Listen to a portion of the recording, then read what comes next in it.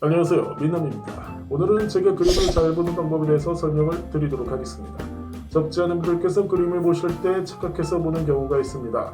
배팅을 하는 시점에는 명확하게 그림이 형성이 되었는데 미래의 시점으로 분석을 하게 되면 분명히 특정한 패턴이 있음을 알았는데도 불구하고 그 패턴을 발견하지 못하고 그냥 놓치는 경우가 있습니다.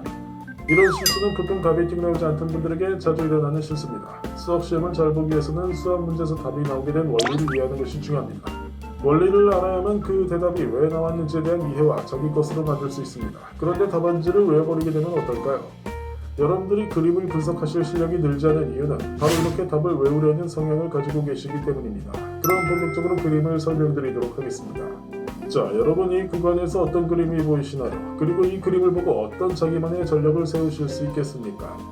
2회차부터 10회차 사이에 3박스 그림을 확인하셨죠? 그리고 211과 같은 계단, 그리고 공동과 같은 그림이 출현한 것을 확인할 수 있습니다. 그리고 중간에 2박스도 보이네요. 최근 메타값을 근거로 제가 여러 번 말씀을 드렸다시피 50회차 이내에서는 13331의 역대칼 패턴이 자주 출현하는 부분을 알려드렸던 적이 있습니다. 13331의 역대칼 그림 보이시나요? 자, 바로 다음 그림 보시겠습니다. 이렇게 1회차부터 8회차까지 그림을 보시면 명확한 역대칼 그림이 만들어진 것을 확인할 수 있습니다. 즉, 게임이 끝나고 나서 되돌아보는 입장에서 보면 그림이 보이지 않지만 실베팅하는 입장에서 봤을 때는 분명히 역대칼 그림이 출현을 한 것입니다. 제가 드리고 싶은 말씀은 그림을 보는 시각을 실베팅하는 입장에서 보시라는 것입니다. 여기서 연장선에 있는 말씀을 떠드리겠습니다. 제가 분명히 팝을 쳐본 50회차 이내에서 1331이나 1441 역대칼 그림이 출현하면 50회차까지는 분명히 밸런스 값이 50대 50 비율을 형성하려 한다는 메타값이 있다고 말씀을 드렸던 적이 있는데요. 실제로는 어떤지 그림을 한번 살펴보도록 할까요? 총 50회차 중에서 팝을 언더 오버가 각각 25회차씩 출현을 했습니다. 이와 같이 그림을 보시게 되면 밸런스 값의 비율을 어느 정도 앞을 보며 배팅을 할 수 있기 때문에 당연히 적중률이 높게 나오게 됩니다. 물론 한 산수 모든 회차를 100% 적중할 수는 없겠죠. 하지만 이런 흐름을 이해하기 시작하신다면 반 이상의 확률로 예측을 할 수 있는 것입니다. 즉 10번 배팅에서 7번가량을 무조건 맞출 수 있다는 것이죠. 더해서 두세 번 미적중에 대한 리스크는 마틴 배팅을 중간중간 사용하시면 되는 것입니다. 이제 마틴 배팅을 사용하는 이유를 어느 정도 합리적으로 설명을 드렸다고 생각합니다. 자, 그럼 이 그림은 어떻게 분석할 수 있는지 보실까요?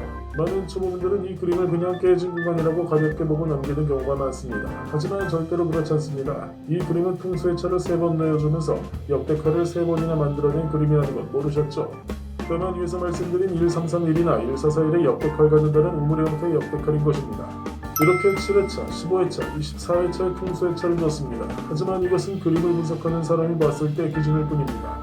그 당시 실베팅을 하는 입장에서 생각을 해보면 분명히 역대칼 그림이 형성된 것이라는 것을 아셔야 하죠.